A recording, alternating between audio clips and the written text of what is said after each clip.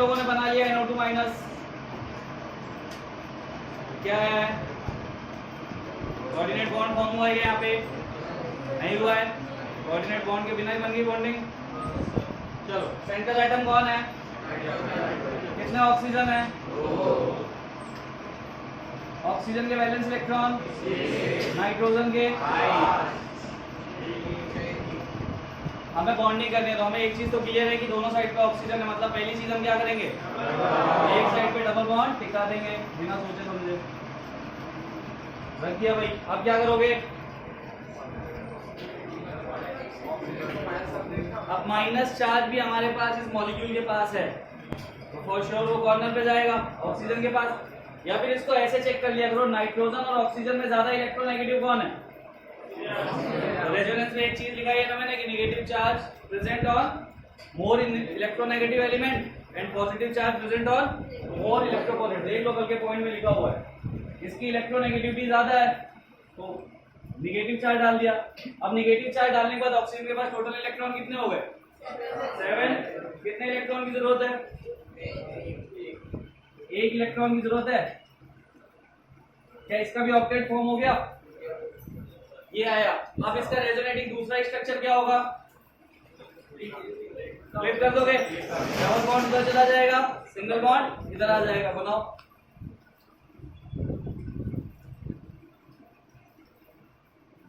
अगर जनरली में पूछता कि NO2 माइनस का शेप कैसे आने वाला है तो कैसे बता देते? इसका हाइब्रिडाइजेशन निकालो।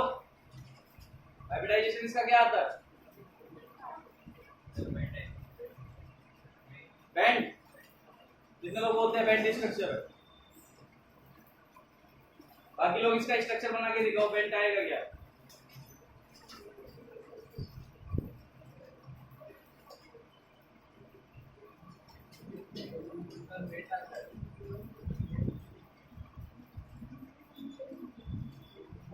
बैंड आता है NO2 माइनस।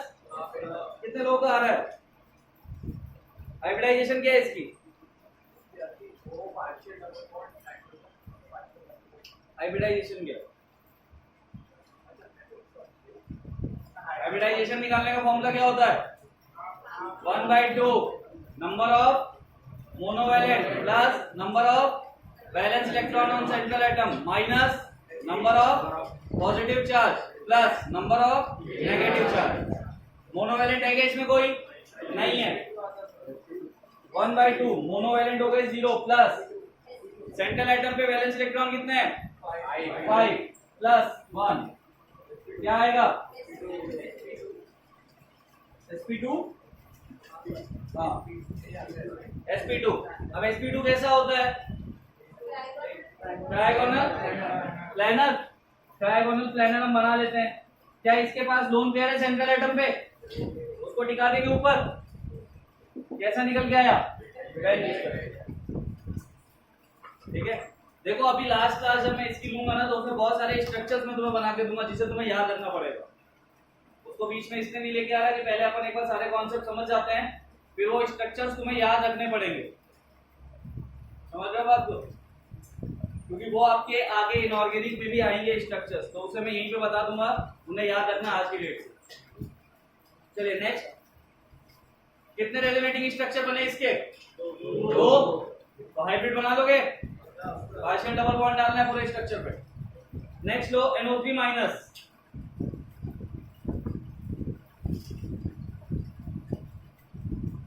NO3 माइनस कौन सा आयन होता है?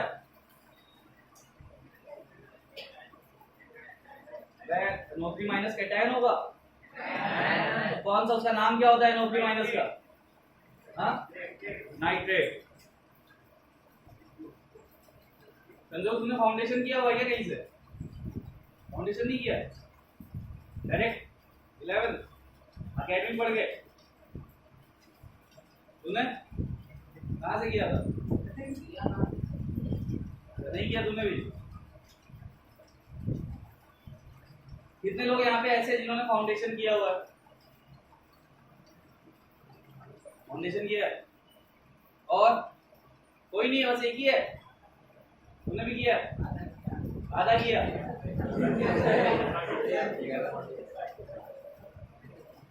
ये आधे के जब चक्कर में नहीं पड़ गया तू।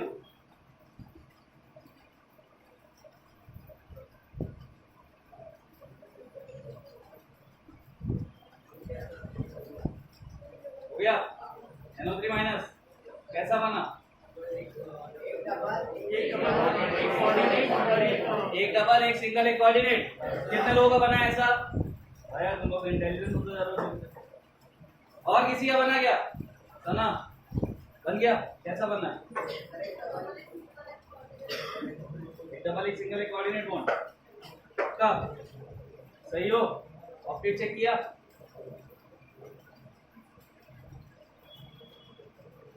कैसे पूछ रहा हो? नहीं बना? नाम क्या तेरा? अरमान।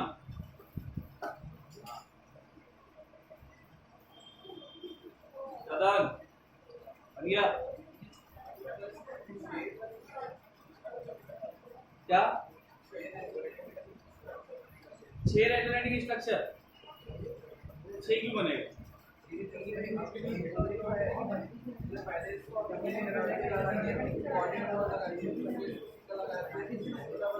अपन को सिर्फ डबल बॉन्ड के रोटेशन में देखना है। डबल बॉन्ड कितने बार रोटेट हो पाएगा? कुछ भी कर ले फिर भी 3 ही बनेंगे। ट्राई तो कर, 3 बने ना, उसके अलावा कोई चौथा नहीं बनेगा। नहीं करेंगे। चलो भाई NO3 माइनस यस बनाया तुमने?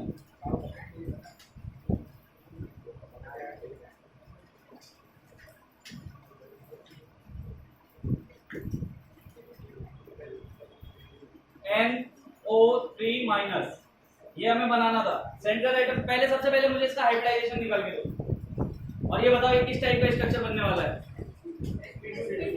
sp2 पक्का? सेम स्ट्रक्चर ही है। NO2 माइनस तो O से तो हमें वहां लेना देना नहीं था, O से हमें यहाँ पे भी लेना देना नहीं है। sp2 आएगा। sp2 कैसा होता है? Diagonal planar. तो इसके पास कोई भी ऐसा है लोन पेयर वगैरह कुछ मिल रहा है इसके पास, तो इसका मतलब रिपल्शन होगा इसमें। तो इसका स्ट्रक्चर कैसा आएगा? Diagonal planar. मतलब क्लास में 25% लोगों को तो समझ में आ रहा है, बाकी 75 का क्या?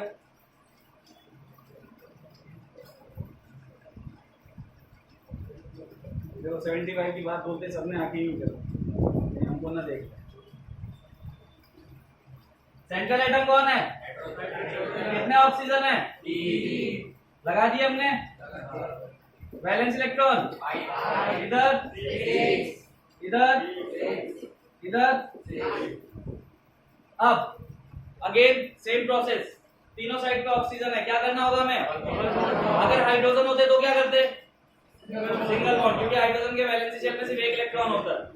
तो हम पहले तो किसी एक पे डबल बॉन्ड बना देते हैं। यही वाली साइड सबसे प्यारी लग रही है, बना लिया। अब बचे 2 ऑक्सीजन और हमारे पास क्या है? एक निगेटिव चार्ज है ना। तो हम सबसे पहले किसी भी एक ऑक्सीजन को निगेटिव चार्ज दे देते। किसको दे? चलो इसको दे देते। इसके पास टोटल इलेक्ट्रॉन अब कितने हो गए? 7। कितने की नीड है इसको? यहां से उठाएं और यहां से उठा लेते हैं। ये सिंगल बॉन्ड फॉर्म कर दिया। अब बचता है आखिरी। नाइट्रोजन के पास कितने इलेक्ट्रॉन दिख रहे हैं तुम्हें? 2।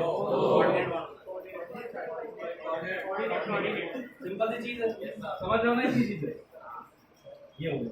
अब इसका रेजोनेटिंग स्ट्रक्चर बनाना है हमें। बनाओ जल्दी से रेजोनेटिंग स्ट्रक्चर। कितने बनेंगे? कितने बने? 3 बन गए। इंटरेक्शन रखो, बना के बैठो मत, ठीक है? तुम इंटरेक्शन रखोगे, तुम मुझे बताओगे तुमने बना लिया, तो उससे रेशियो बढ़ेगा क्लास से। रेशियो बढ़ेगा तो मेरा सेटिस्फेक्शन बढ़ेगा, ठीक है? तो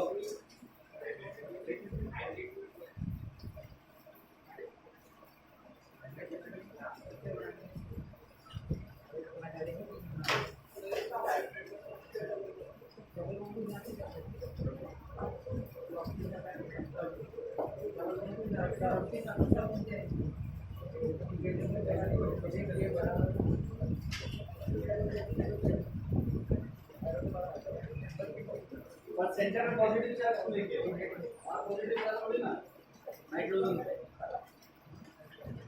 अब एक चीज मैं तुम्हें बताता, जैसे NO3 माइनस है तो हमने क्या किया, नेगेटिव चार्ज एक साइड पे रखा है, लेकिन हमने रेजोनेंस में क्या देखा कि चार्ज पूरा रोटेट हो रहा है। तो ऐसे मॉलिक्यूल्स को अब समझो कि रिप्रेजेंट करने का तरीका क्या होता है। तो ऐसे मॉलिक्यूल को हम एक और टाइप से रिप्रेजेंट कर सकते हैं, लाइक मैंने बनाया nitrogen, oxygen, double bond oxygen, coordinate bond oxygen.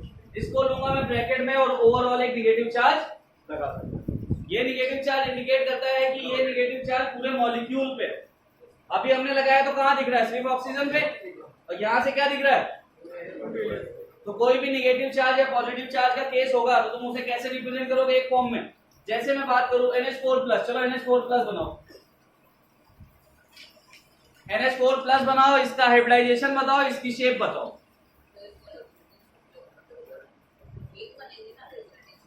किसके?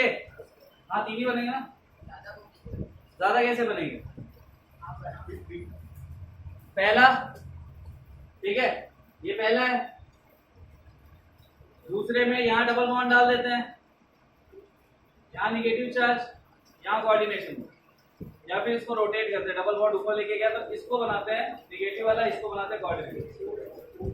तीसरे में ये बना दिया कोऑर्डिनेट बॉन्ड, ये हो गया डबल बॉन्ड, ये हो गया सिंगल बॉन्ड। इसके अलावा कौन सा बनेगा?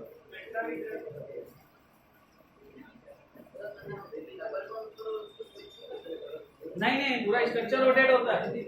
जैसे एक स्ट्रक्चर है मेरे पास, देख फिंगर, ये स्ट्रक्चर है नाइट्रोजन, ऑक्सीजन, ऑक्सीजन, तो हम इस एक्सिस को रोटेट कर सकते हैं। बस ऐसा नहीं कि एक को हमने कांस्टेंट किया बाकी दो को रोटेट कर दिया, स्विच कर दिया, वो नहीं कर सकते हम।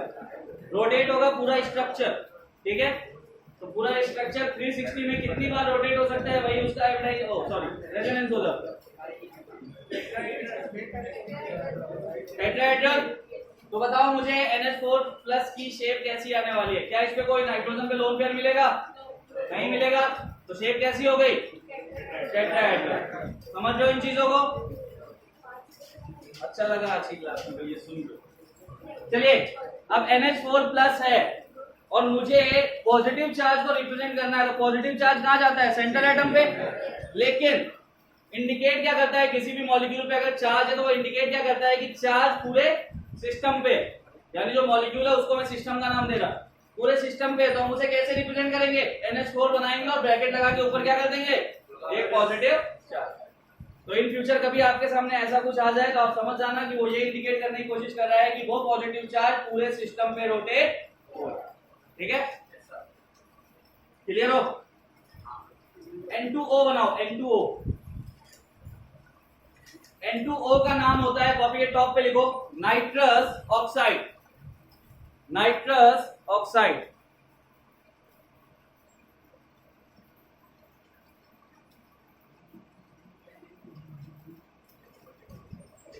नाइट्रस ऑक्साइड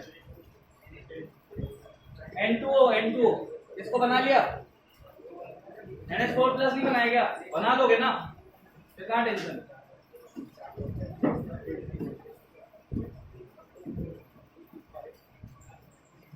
अच्छा, मेरा एक क्वेश्चन है, NH4+ में क्या कोई रेजोनेटिंग स्ट्रक्चर बनेगा? क्योंकि सारे सिंगल बॉन्ड है और सारे एक जैसे हैं, तो कोई भी रेजोनेटिंग स्ट्रक्चर नहीं होगा। यानी NH4+ खुद ही एक रेजोनेटिंग स्ट्रक्चर है, वही हाइब्रिड। किसमें नहीं बनेगा? नाइट्रोजन कभी भी पांचों इलेक्ट्रॉन यूज नहीं, हाँ पांचों इलेक्ट्रॉन यूज कर लेगा, बट एक चीज याद रखना, नाइट्रोजन कभी 5 बॉन्ड नहीं बनाता। PCl5 हमने देखा था, नाइट्रोजन के जस्ट नीचे क्या है, फॉस्फोरस।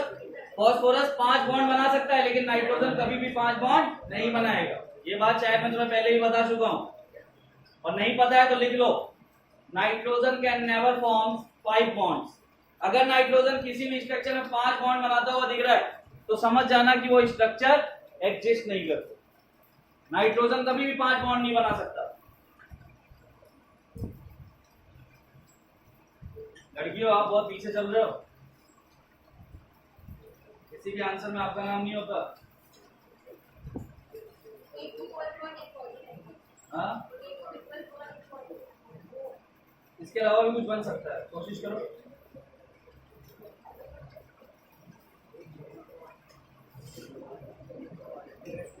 चलो, ये तो सही था। N2O बनाया किसी ने?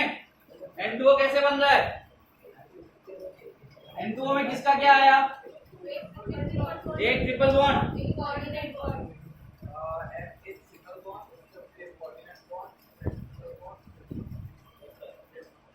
ऐसे बना है एक ट्रिपल एक कोऑर्डिनेट बॉन्ड, तुम्हारा भी यही है, एक ट्रिपल एक कोऑर्डिनेट।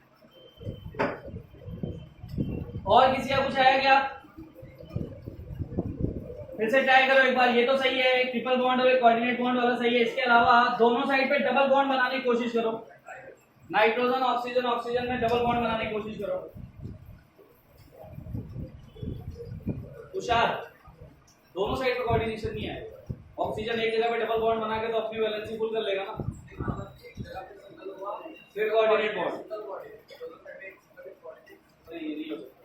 एक साइड पे डबल बॉन्ड आएगा, एक साइड पे सिंगल एक कोऑर्डिनेट आ सकता है। बना के देख फिर से, चेक कर। ऐसा नहीं कि हमें सिर्फ वैलेंसी सेटिस्फाई करनी, ऑक्सीजन में 2 बॉन्ड बना सकता है ना, और नाइट्रोजन में 5 इलेक्ट्रॉन तो है ही है, तो पहले 2 बॉन्ड बना दे एक साइड में, उसके बाद दूसरे साइड में चेक कर क्या होने वाला है, अपने आप समझ में आ जाएगा।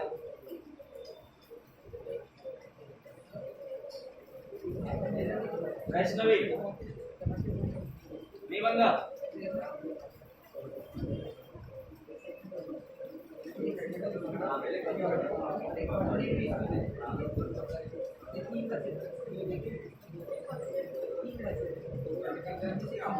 बन गया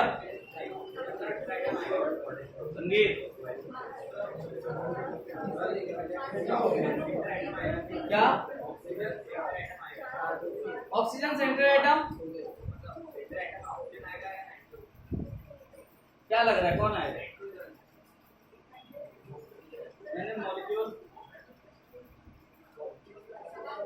ऑक्सीजन कॉर्नर पे ही जाएगा, नाइट्रोजन नाइट्रोजन ऑक्सीजन, ऑक्सीजन कभी सेंट्रल एटम नहीं होता। तूने सेंट्रल एटम किसको डाला? ऑक्सीजन। देखो याद रखो, ऑक्सीजन फ्लोरीन हाइड्रोजन ये सब कभी सेंट्रल एटम नहीं होते, ठीक है। मोर इलेक्ट्रोनेगेटिव एटम है तो ये हमेशा कॉर्नर पे ही जाएंगे।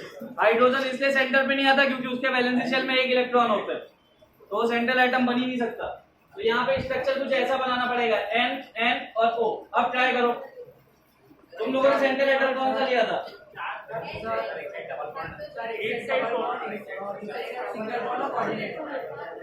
चलो ये पहला बन गया, और दूसरा क्या बन सकता है? दूसरी वो फ्लिप करके बन गया। तीसरी एक और पॉसिबिलिटी है, एक साइड पे ट्रिपल बॉन्ड और एक side coordinate bond.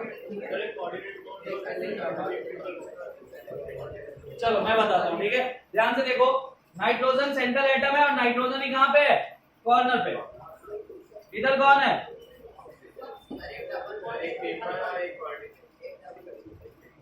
Time over, अब मेरा टाइम है, ठीक है। चलो सबसे पहले हम क्या करेंगे, यहाँ पे क्या बना देंगे?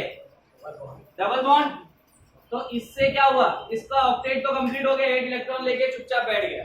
अब ये तबाही नहीं मचाएगा, तबाही कौन मचाएगा? यहाँ पे ये वाला नाइट्रोजन। इसके साथ हमें सोचना है। अब देखो यहाँ पे कितने इलेक्ट्रॉन बच रहे हैं, और इसको नीड कितने की है? तीनों की है ऑक्टेट कंप्लीट करने के लिए। बट उसके साथ हम ये भी देखेंगे कि अगर 3 इलेक्ट्रॉन यहाँ पे यूज हो जाते हैं तो यहाँ कितने होते हैं? यहाँ 4 है, और अगर मैं ट्रिपल बॉन्ड बना दूं तो 10 हो जाएंगे। ये हम कर नहीं सकते, हमें करना कितना है? 8। तो हम किसी दूसरी चीज पे सम करेंगे। पहले हम सोचेंगे कि हम इसके बीच में एक सिंगल बॉन्ड तो बना दें, ठीक है। सिंगल बॉन्ड बनाने के बाद चेक करेंगे। तो सिंगल बॉन्ड बना दिया मैंने, 2 4 8 हो रहा है, लेकिन ये नाइट्रोजन सेटिस्फाइड नहीं है। अब क्या करेंगे? बचे हुए 2 इलेक्ट्रॉन से क्या फॉर्म कर देंगे? कोऑर्डिनेट बॉन्ड फॉर्म करने में चार्ज कहां कहां कैसा कैसा आएगा?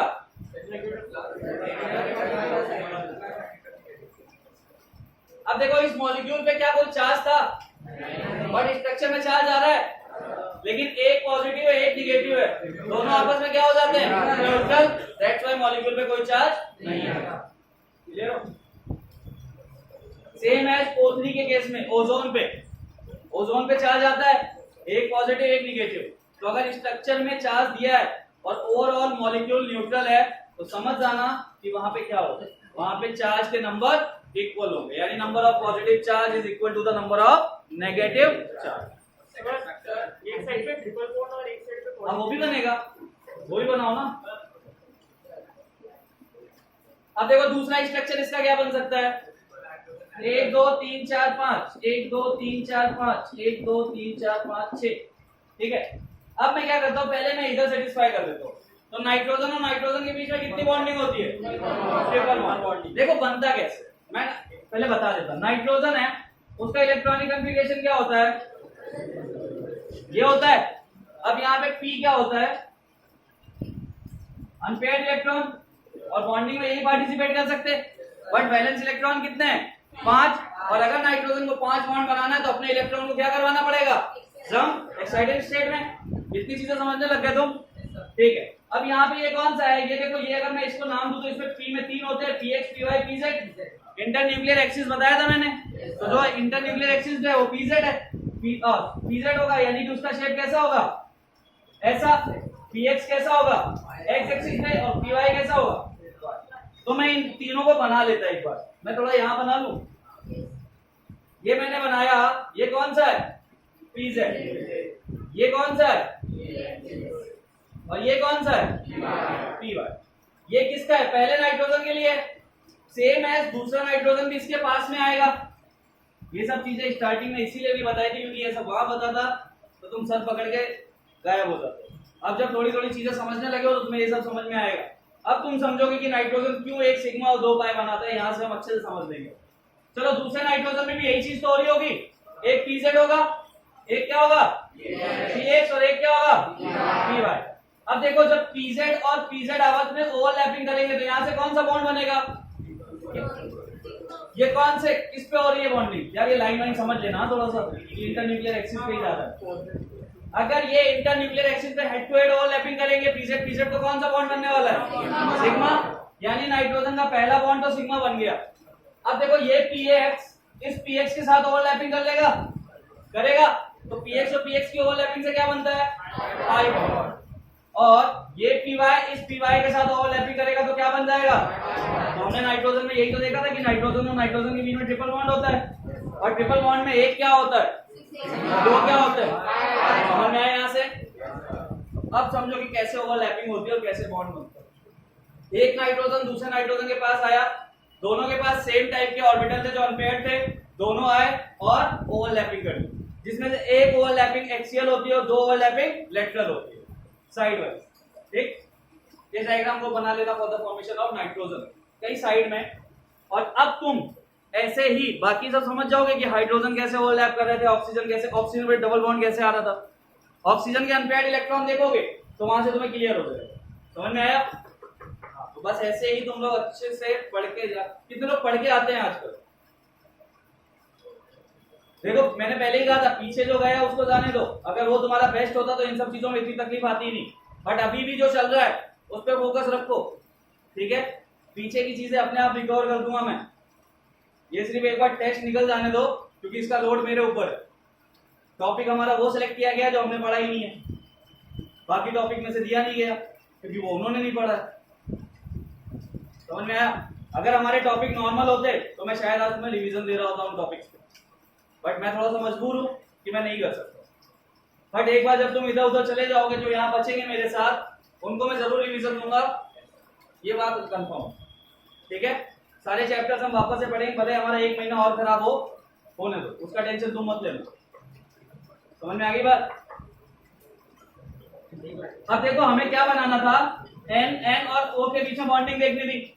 इसके पास कितने इलेक्ट्रॉन है, 5, इसके पास कितने हैं, 5, और इसके पास 6। तो मैं सबसे पहले इधर ट्रिपल बॉन्ड बना देता बिना सोचे समझे। तो क्या इस नाइट्रोजन का ऑक्सीडेशन वैलेंसी कंप्लीट हो गई।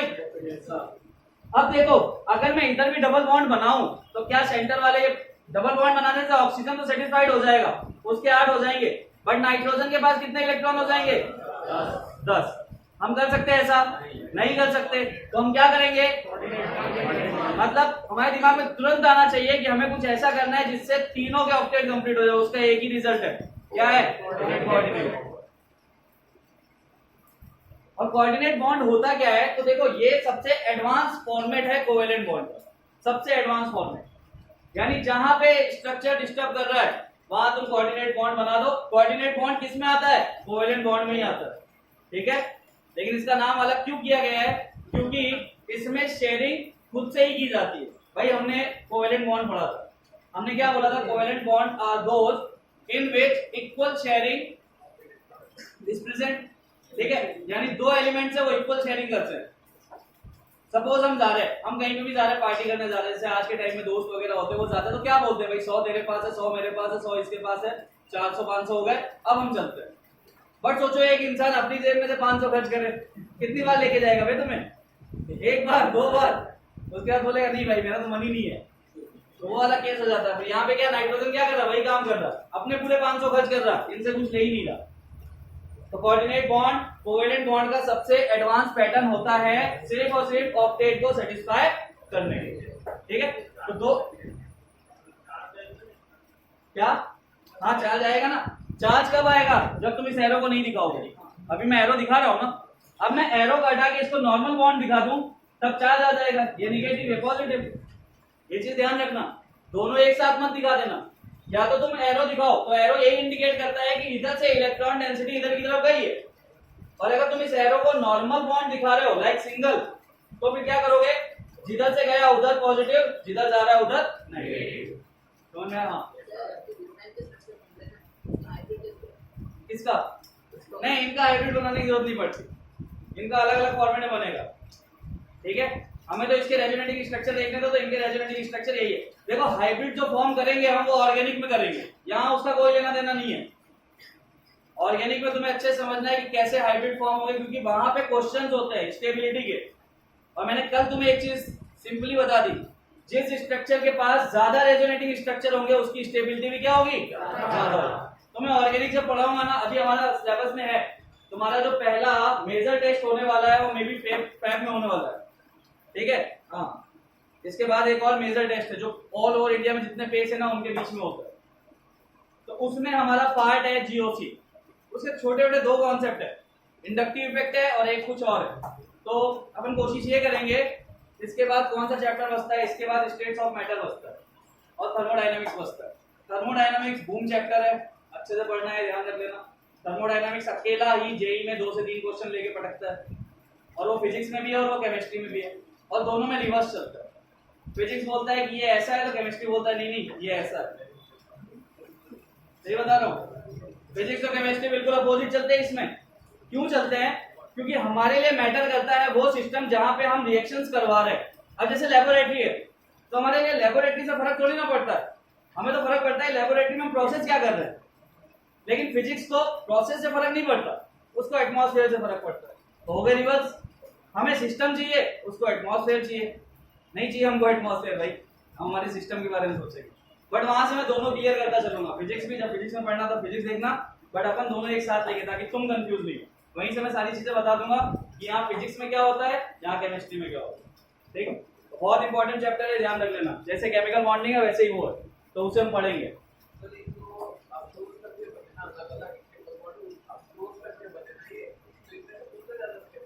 किसमें से?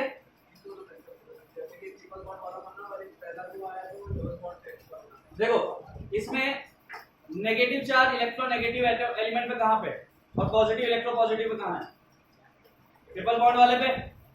क्योंकि फर्स्ट वाले में देखो तो नेगेटिव चार्ज नाइट्रोजन पे था और पॉजिटिव भी नाइट्रोजन पे था, तो ऑब्वियस सी बात है ज्यादा स्टेबल है, ठीक है। क्योंकि negative charge more electronegative element पे ही होना चाहिए, रेजोनेंस का रूल है। बट ये स्ट्रक्चर दो टाइप से बन सकता है, रेड से हमने बनाया, जितनी पॉसिबिलिटी होंगी हम उतनी बनाएंगे ना। हाइब्रिड बनाने की जरूरत नहीं है, दो रेजोनेटिंग स्ट्रक्चर है बहुत। नेक्स्ट लो नाइट्रस एसिड। नाइट्रस एसिड, ये इसका नाम क्या था? N2O का नाइट्रस ऑक्साइड। और अब लो नाइट्रस एसिड HNO2।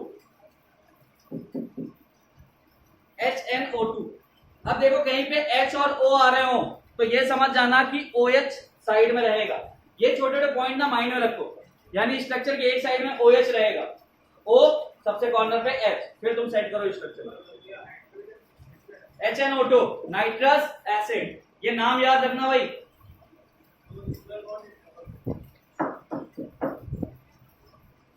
अरे बुक खोल के बैठा है क्या तू? फिर कहाँ से आंसर दे रही थी जल्दी जल्दी? तू तो जा सकता है बैच वन में, है ना? अच्छे से मेहनत कर। देखो ये चीज मुझे तो नहीं बोलनी चाहिए कि तुम बैच वन में जाओ, मैं तो बिल्कुल नहीं चाहता तुम जाओ, क्योंकि आज तक मैंने बैच 3 नहीं पढ़ाया। ये मेरी लाइफ का पहला एक्सपीरियंस होगा जब बैच 3 मेरे हाथ में आएगा, और मे भी ना भी आए।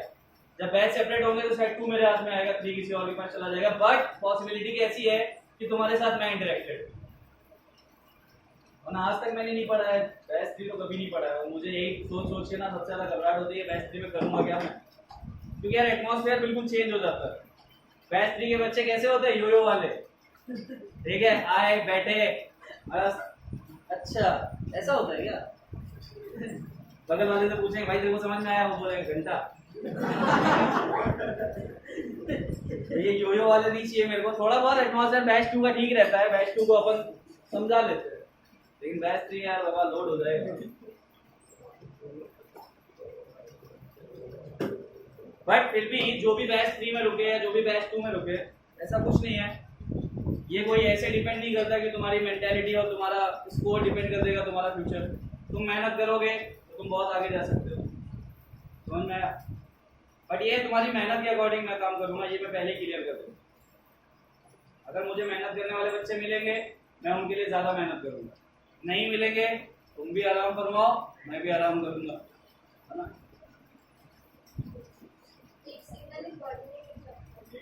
एक सिंगल कोऑर्डिनेट अवेलेबल सबका यही बना है।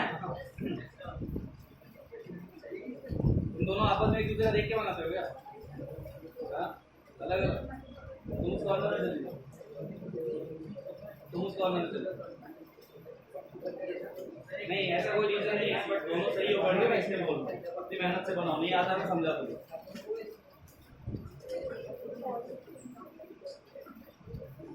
ओ एच कहाँ गया? H H H N O2 है ना, साइड में एच यहाँ नहीं बनेगा, उस ओ के बगल में लगा है।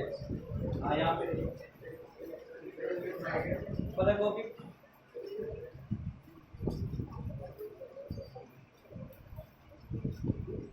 देख तेरे से तो इस क्लास में सबसे ज्यादा इंटरेक्शन है मेरा, है ना?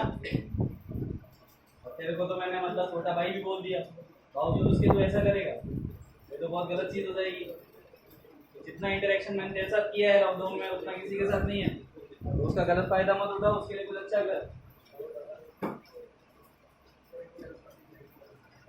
आ गया? कितने लोगों का स्ट्रक्चर बन गया HNO2 नाइट्रस एसिड? चिन्मय तूने हाथ खड़ा किया था क्या? अबे ऐसे कौन हाथ खड़ा करता है? बना लिया? अच्छा दिखा नहीं होगा मेरे को। चलो भाई HNO2 पे आ जाते हैं अपन। देखो केमिकल बॉन्डिंग में एक कुछ चीजें अगर तुम समझ गए, हाइब्रिडाइजेशन, वॉसेपर, रेजोनेंस, और अभी MOT पढ़ाऊंगा, वो मोटी नहीं MOT, क्या पढ़ाऊंगा? MOT पढ़ेंगे ना तो उसमें एकदम अलग कॉन्सेप्ट्स हैं, और वहां पे फिजिक्स इन्वॉल्व होगा। फिजिक्स तो मेरा फेवरेट है। इंटरफेरेंस कभी पढ़ा है? वेव्स पढ़ी है? वेव्स, पॉजिटिव कॉम्बिनेशन, नेगेटिव, आज समझाऊंगा ना, देखो ना मजा आएगा फिजिक्स पढ़ने। क्या बता रहा था मैं? HNO2, मैंने क्या बोला? किसी स्ट्रक्चर में H और O दोनों हो तो उसको तुम साइड में डाल दो। अब H तो हमेशा कॉर्नर पे ही आएगा, क्योंकि H कभी सेंटर में नहीं जा सकता भाई। H सिंगल बॉन्ड बनाता है तो वो हमेशा कॉर्नर पे ही आएगा। तो ये बन गया OH। अब हमारे पास क्या क्या बचता है? एक O और एक N। ये आया नाइट्रोजन और ये आया ऑक्सीजन। हम सबसे पहले इनका डॉट स्ट्रक्चर फॉर्म कर लेते हैं। कितने वैलेंस इलेक्ट्रॉन? इधर, इधर, इधर,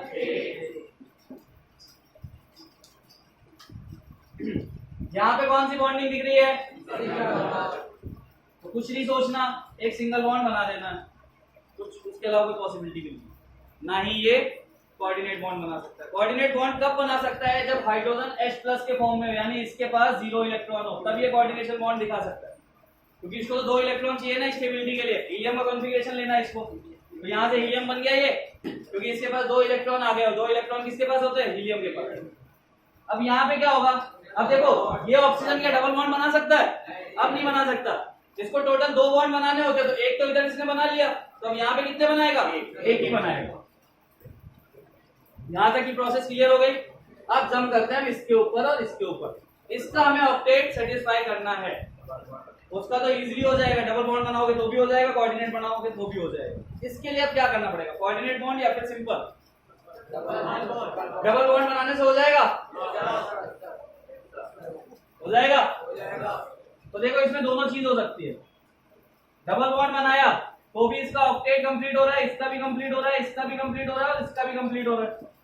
अच्छा, किसी को डाउट है कि 2 इलेक्ट्रॉन से कैसे ऑक्टेट कंप्लीट हो रहा है? ऑक्टेट के लिए 8 इलेक्ट्रॉन है ये, तो मैंने पीरियड टेबल में क्लियर किया था, बट फिर भी किसी को डाउट है तो मैं वापस से बता सकता नहीं है। देखो फुलफिल्ड होने का मतलब सिर्फ इतना है कि सारी ऑर्बिटल्स फुलफिल्ड होनी चाहिए। जैसे मैंने मान लो कोई 3 शेल में इलेक्ट्रॉन डाल रहा हूं, 3 में कौन कौन सी होती है? s, p और d। तो s में 2 हो, p में 6 हो, d में 10 हो, तो वो पूरी पूरी क्या बोली जाएगी? फुलफिल्ड ऑर्बिटल, यानी वो स्टेबिलिटी का केस है। बट ऐसा कभी होता नहीं, क्योंकि 3s 3p के बाद 4s आ जाता है, तो 3d जनरली फुलफिल्ड नहीं हो पाता। और 3d अगर फुलफिल्ड हो भी गया तो उसके बाद 4s स्टार्ट हो जाती है, फिर उसमें 4p 4d 4f चाहिए। समझ पा रहे हो ना चीज को? तो ये हमेशा याद रखना, हीलियम के पास 2 ही इलेक्ट्रॉन होते हैं, 1s2 में चले जाते हैं, और s के बाद 1 में कोई दूसरी सबशेल नहीं होती, इसलिए इसको स्टेबिलिटी का केस दिया गया। चलो एक तो ये केस हो गया। दूसरा और केस क्या बना सकते हैं हम? हाइड्रोजन ऑक्सीजन नाइट्रोजन, क्या यहाँ कोऑर्डिनेशन बॉन्ड दिखा सकते हैं हम? होगा उससे कुछ? ऑक्टेट कंप्लीट होगा? तब भी होगा।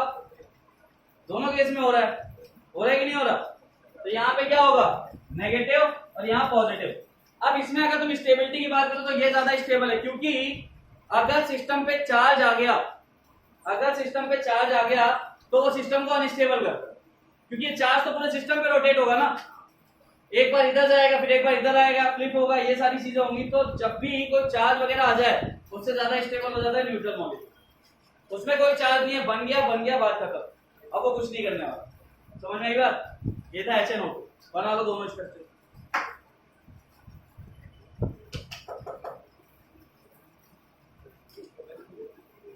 लास्ट है हाइड्रोजोइक एसिड।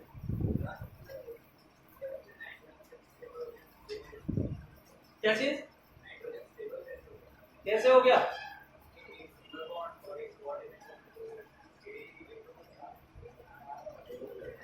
तो एक लोन पेयर भी है ना, लोन पेयर तो भी बचता है ना वो वाला, जो 2 इलेक्ट्रॉन हमने डबल बॉन्ड बनाने में यूज किए, उसी 2 इलेक्ट्रॉन से हमने कोऑर्डिनेट बॉन्ड बना दिए। ऑक्सीजन के एक भी नहीं लिए हमने इस बार। चल ठीक है, मैं बना के दिखा देता हूं। ये नाइट्रोजन है, कितने होते हैं? 5 में से बचे कितने? क्योंकि एक ऑक्सीजन के साथ बन चुका है ना, ये ऑक्सीजन है। अब 4 में से अगर मैं 2 कोऑर्डिनेट में डाल दूं, 2 4 6, यहाँ पर कोऑर्डिनेट नहीं कोऑर्डिनेट नहीं होगा।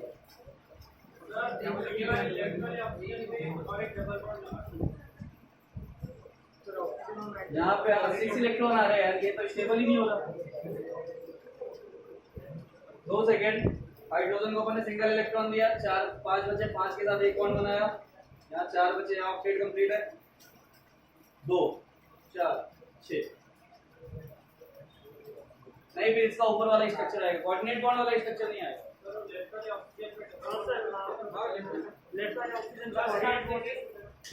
यहाँ पे उससे इसका ऑक्सीजन उसका चेंज नहीं होगा। अभी इसके पास 4 इलेक्ट्रॉन है, कोऑर्डिनेट बॉन्ड बनाने की बात कर रहे हो।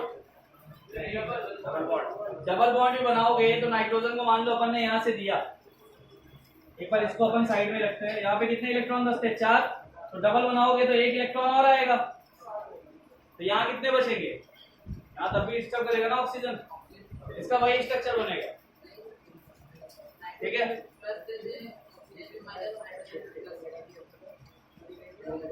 ओवरऑल मॉलिक्यूल को हमें न्यूट्रल करना है ना, अगर तूने दो जगह पॉजिटिव दे दिया तो पॉजिटिव चार्ज इंक्रीज हो जाएगा।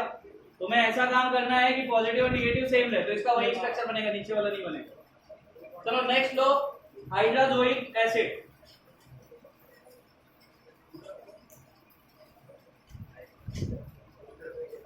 HN3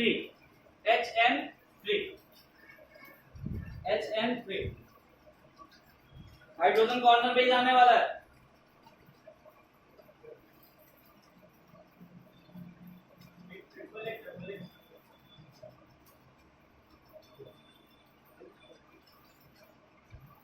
एक ट्रिपल, बाकी लोगों को बनाने दे।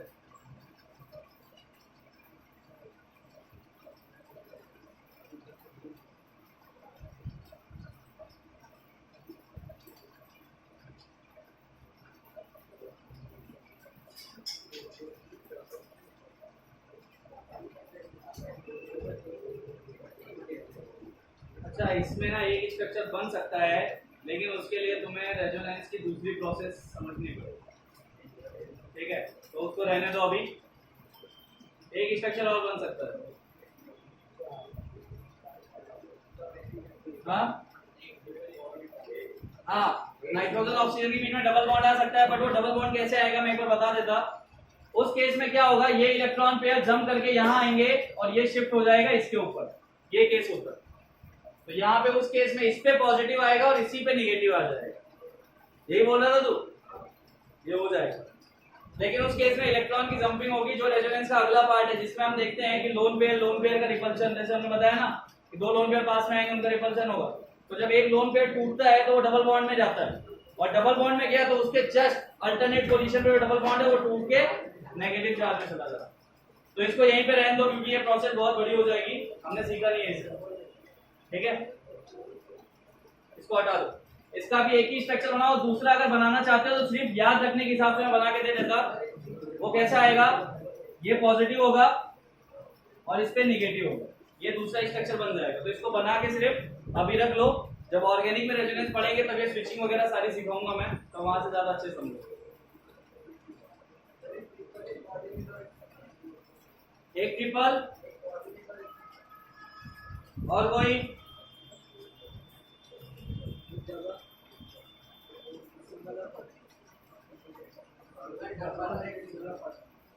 एक सिंगल, एक डबल और एक सिंगल और कोऑर्डिनेट। पर इसमें तो तीन नाइट्रोजन एक हाइड्रोजन है, टोटल 3 टाइप की बॉन्डिंग होगी।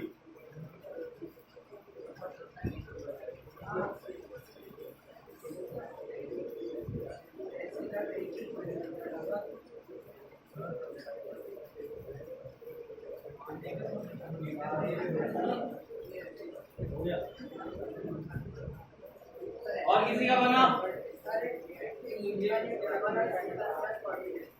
एक single double single plus coordinate, हाँ सही है। अब एक कोशिश करो ट्रिपल बॉन्ड की भी, ट्रिपल बॉन्ड की भी कोशिश करो। यानी बीच के जो दोनों नाइट्रोजन है ना, बीच वाले जो बीच में दो आ रहे हैं, यानी एक के साइड एक नाइट्रोजन बसता है, एक के साइड हाइड्रोजन बसता है, तो उन दो के बीच में ट्रिपल बॉन्ड बनाने की कोशिश करो। पहले मैं स्ट्रक्चर बता देता, बना देता। क्या बनाना है हमें, HN3। सेंट्रल एटम कौन होने वाला है, नाइट्रोजन ही होने वाला है। 3 नाइट्रोजन को पहले सेट कर लो और किसी भी एक साइड पे हाइड्रोजन रखो। तो पहला केस क्या है, इधर तो सिंगल बॉन्ड बनेगा, ये डन है। यहाँ पे और यहाँ पे क्या हो सकता है, तो एक बार double bond single plus coordinate, ये पहले टाइप का स्ट्रक्चर है। दूसरा मैं बोल रहा है इनके बीच में ट्रिपल बॉन्ड बना के देखो क्या हो।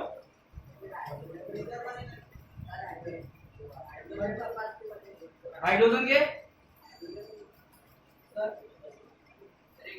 Single coordinate triple, single coordinate और ट्रिपल। कोऑर्डिनेट किधर आया, कॉर्नर पे, जिसके साइड है यहाँ पे कोऑर्डिनेट कौन है,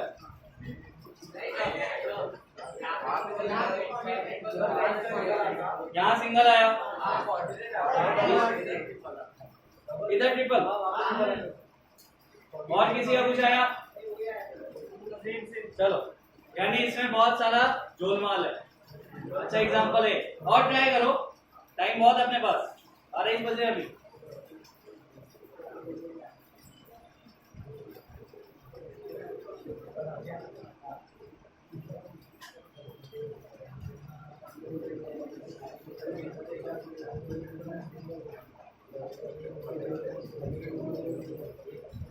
टोटल 3 रेजोनेटिंग स्ट्रक्चर बन सकते हैं इसके, 3 तुमने बनाए 2, तीसरा बनाने की कोशिश करो।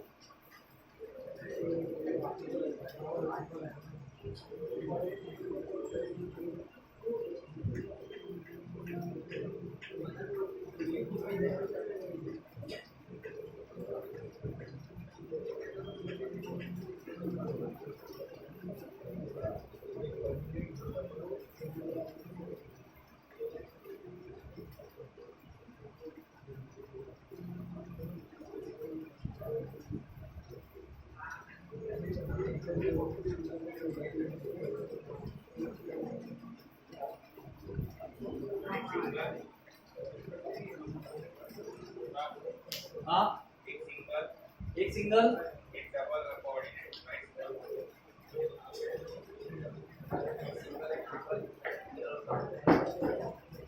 ट्राई करते रहो, ट्राई करते रहो। आरमान, एक कोऑर्डिनेट, 2 डबल ट्रिपल। नहीं यार, फिर तो बहुत ज्यादा हो जाएगा ना। बीच जिस नाइट्रोजन के एक साइड डबल एक साइड ट्रिपल है, उस पे 10 इलेक्ट्रॉन हो रहे हैं ना। Sir triple coordinate single, triple coordinate single, triple single coordinate of triple coordinate. चलो सबने बना लिए। एक्चुअली क्या, मैं भी कंफ्यूज हो रहा हूँ, तुम आंसर दे रहे हो बार बार, तो माइंड में नहीं रह रहा। मैं बना देता हूँ, फिर तुम देख लेना किसका सही है किसका गलत, ठीक है? लेकिन तुम हेल्प करोगे, मैं अकेला नहीं बनाऊंगा। तो पहली हेल्प तुम्हारी तरफ से कि अपन इनके वैलेंस इलेक्ट्रॉन लिखने वाले, थोड़ा बड़ा कर लेंगे इसको, ताकि अपन 3 स्ट्रक्चर एक ही लाइन में बना के देख लें। तो अपन ने क्या लिया, H, फिर N, फिर तेरा नाम क्या है? अरमान के बगल में रजवल। क्या समझ में नहीं आ रहा क्या तेरे को? नहीं, क्यों? स्टार्टिंग से नहीं आ रहा, ये वाला नहीं आ रहा? अरे तो मैं बता ही रहा हूँ ना, फिर टेंशन में क्यों है? ऐसे टेंशन में रहेगा, मेरे दिमाग में गलत गलत थॉट आते हैं। बंदे की लाइफ में हुआ क्या है, ठीक है? अरे टेंशन नहीं लेना, ये ऐसी वाली टेंशन ना एक ही जगह दिखती है, बाकी कहीं नहीं दिखती। 1 2 3 4 5, 1 2 3 4 5, 1 2 3 4 5। सबसे पहली चीज हम इधर से स्टार्ट करते हैं। तो हम सबसे पहले क्या करेंगे, सिंगल बॉन्ड, ये उठाया बना दिया, हो गया। हाइड्रोजन सेटिस्फाइड है, भूल जाओ कि हमारे पास भी है। इस नाइट्रोजन पे आते हैं और इस नाइट्रोजन पे। अब हमें सोचना कुछ अच्छा है, लेकिन हमको पता है नाइट्रोजन नाइट्रोजन के बीच में 3 बॉन्ड तो बनते हैं ना। तो हम 3 बॉन्ड तो बना ले। तो एक तो बन गया, बचा कितना, 2। तो हम बना लेते पहले 2 और देखेंगे क्या उससे ऑक्टेट कंप्लीट हो रहा है। हो गया क्या, 4 इलेक्ट्रॉन, 2 6 2 8। तो क्या यहां तक हमारी प्रोसेस सही चल रही है? अब हम इधर चलते हैं। तो यहां तक तो हमने वे सबके कर लिए, 2 8 8 कर लिए। अब ये बचा हुआ है, इसको चाहिए 3 इलेक्ट्रॉन। तो साला यहाँ इलेक्ट्रॉन 3 ही है, और अगर मैं ट्रिपल बॉन्ड बना दिया तो 6 4 10 हो जाते हैं।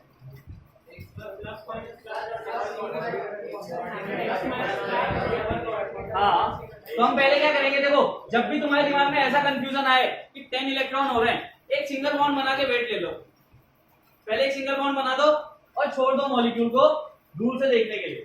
अब देखने में क्या दिख रहा है कि उसके पास 6 इलेक्ट्रॉन हो गए, 4 तो 6 और इसके पास 8 हो। यानी कि अगर मुझे इसके साथ कोई छेड़छाड़ नहीं करनी तो मुझे इसके दोनों इलेक्ट्रॉन को एक साथ गायब करना है। और ये कब हो सकता है, जब हम जम करें कोऑर्डिनेट बॉन्ड की तरफ। तो मैंने बना दिया कोऑर्डिनेट बॉन्ड, ये आया पहला स्ट्रक्चर। अब अगर मैं एरो दिखा रहा हूं तो क्या हो जाएगा, पॉजिटिव नेगेटिव चार्ज नहीं आएंगे। बट अगर मैं एरो हटा दूं तो क्या हो जाएगा, पहली है प्रोसेस।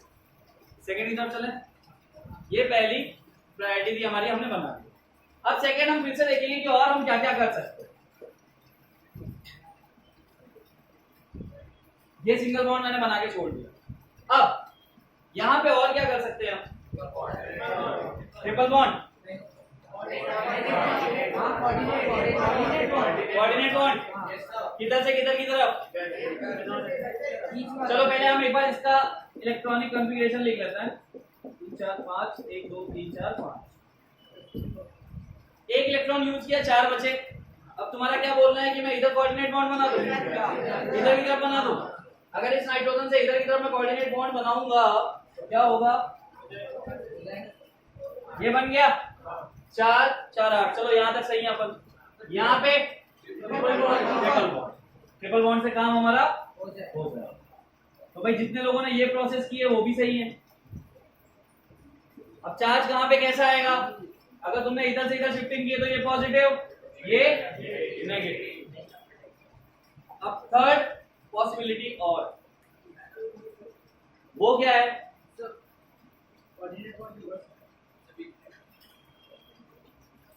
वो तो मतलब ही नहीं है ना।